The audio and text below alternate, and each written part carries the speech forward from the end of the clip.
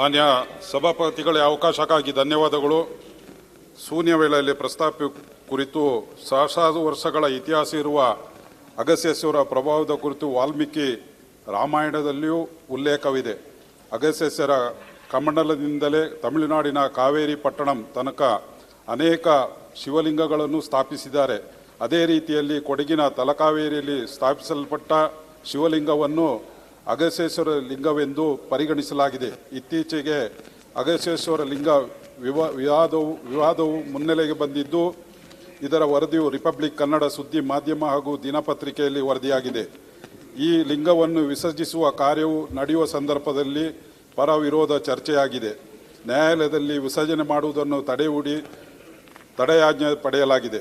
ಕೊಡಗು ಜಿಲ್ಲೆಯ ಅತಿವೃಷ್ಟಿಗಳು ಪ್ರತಿ ವರ್ಷ ಹೆಚ್ಚಾಗುತ್ತಲೇ ಇದ್ದು, ಇದಕ್ಕೆ ಅಗಸ್ತ್ಯೇಶ್ವರ ಲಿಂಗಕ್ಕೆ ಮುಕ್ತಿ ನೀಡುವ ಪ್ರತಿಕ್ರಿಯೆಯನ್ನು ಕೈಗೊಳ್ಳದೇ ಇರುವುದು ಒಂದು ಕಾರಣವೆಂದು ಸ್ಥಳೀಯರಲ್ಲಿ ಅಭಿಪ್ರಾಯ ಮೂಡಿದೆ. ಮಾನ್ಯ ಸಭಾಪತಿಗಳೇ, ಅವಕಾಶಕ್ಕಾಗಿ ಧನ್ಯವಾದಗಳು.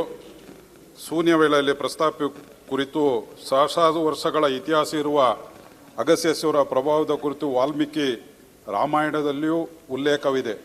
ಅಗಸ್ತ್ಯೇಶ್ವರ ಕಮಂಡಲದಿಂದಲೇ ತಮಿಳುನಾಡಿನ ಕಾವೇರಿ ಪಟ್ಟಣಂ ತನಕ ಅನೇಕ ಶಿವಲಿಂಗಗಳನ್ನು ಸ್ಥಾಪಿಸಿದ್ದಾರೆ. ಅದೇ ರೀತಿಯಲ್ಲಿ ಕೊಡಗಿನ ತಲಕಾವೇರಿಯಲ್ಲಿ ಸ್ಥಾಪಿಸಲ್ಪಟ್ಟ ಶಿವಲಿಂಗವನ್ನು ಅಗಸ್ತ್ಯೇಶ್ವರ ಲಿಂಗವೆಂದು ಪರಿಗಣಿಸಲಾಗಿದೆ. ಇತ್ತೀಚೆಗೆ ಅಗಸ್ತ್ಯೇಶ್ವರ ಲಿಂಗ ವಿವಾದವು ಮುನ್ನೆಲೆಗೆ ಬಂದಿದ್ದು, ಇದರ ವರದಿಯು ರಿಪಬ್ಲಿಕ್ ಕನ್ನಡ ಸುದ್ದಿ ಮಾಧ್ಯಮ ಹಾಗೂ ದಿನಪತ್ರಿಕೆಯಲ್ಲಿ ವರದಿಯಾಗಿದೆ. ಈ ಲಿಂಗವನ್ನು ವಿಸರ್ಜಿಸುವ ಕಾರ್ಯವು ನಡೆಯುವ ಸಂದರ್ಭದಲ್ಲಿ ಪರ ವಿರೋಧ ಚರ್ಚೆಯಾಗಿದೆ.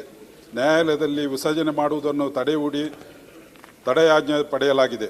ಕೊಡಗು ಜಿಲ್ಲೆಯ ಅತಿವೃಷ್ಟಿಗಳು ಪ್ರತಿ ವರ್ಷ ಹೆಚ್ಚಾಗುತ್ತಲೇ ಇದ್ದು, ಇದಕ್ಕೆ ಅಗಸ್ತ್ಯೇಶ್ವರ ಲಿಂಗಕ್ಕೆ ಮುಕ್ತಿ ನೀಡುವ ಪ್ರತಿಕ್ರಿಯೆಯನ್ನು ಕೈಗೊಳ್ಳದೇ ಇರುವುದು ಒಂದು ಕಾರಣವೆಂದು ಸ್ಥಳೀಯರಲ್ಲಿ ಅಭಿಪ್ರಾಯ ಮೂಡಿದೆ. ಮಾನ್ಯ ಸಭಾಪತಿಗಳೇ, ಅವಕಾಶಕ್ಕಾಗಿ ಧನ್ಯವಾದಗಳು.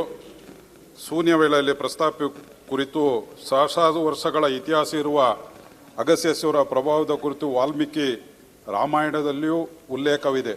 ಅಗಸ್ತ್ಯೇಶ್ವರ ಕಮಂಡಲದಿಂದಲೇ ತಮಿಳುನಾಡಿನ ಕಾವೇರಿ ಪಟ್ಟಣಂ ತನಕ ಅನೇಕ ಶಿವಲಿಂಗಗಳನ್ನು ಸ್ಥಾಪಿಸಿದ್ದಾರೆ.